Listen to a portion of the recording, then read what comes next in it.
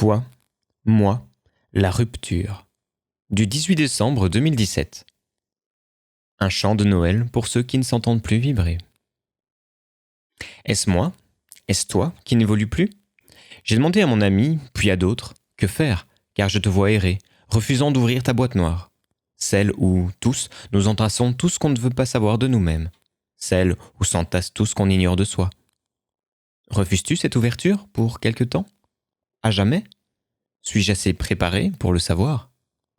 J'avais besoin d'aide, d'abord les livres, puis des paroles. D'abord me regarder.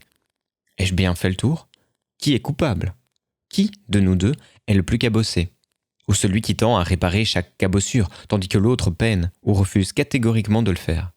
J'ai demandé aux livres, aux amis, à d'autres. Voilà ce qu'ils m'ont répondu.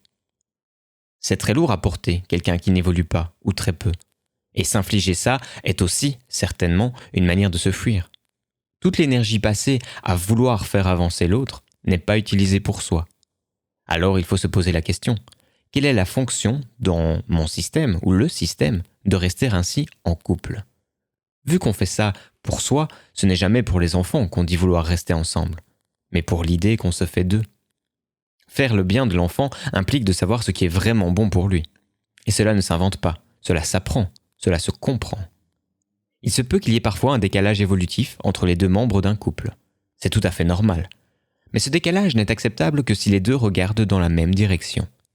Et il faut, pour être sûr de regarder dans la même direction, beaucoup de recul, de lecture, de discussion, en même temps que des déclarations positives communes, où l'on va donc, ainsi, à deux. Si cela n'est pas, alors rester ensemble fera très certainement souffrir, de plus en plus, au fur et à mesure que le temps s'écoulera. Il vaut mieux envisager la rupture. Car même si, dans la théorie de l'évolution, le saltationnisme est envisageable, il est rare qu'il survienne dans un couple. L'évolution est majoritairement gradualiste, et on a largement le temps de voir que tout, dans la relation, ne fait que se dégrader, que l'écart affectif se creuse.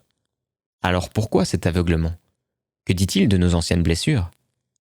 Personne n'a de super pouvoir, et faire mine de vouloir prendre sur son dos la croix des autres n'est bien souvent qu'une façon d'ignorer la sienne, qui pèsera donc de plus en plus lourd, ce qui n'arrangera pas la relation, bien au contraire.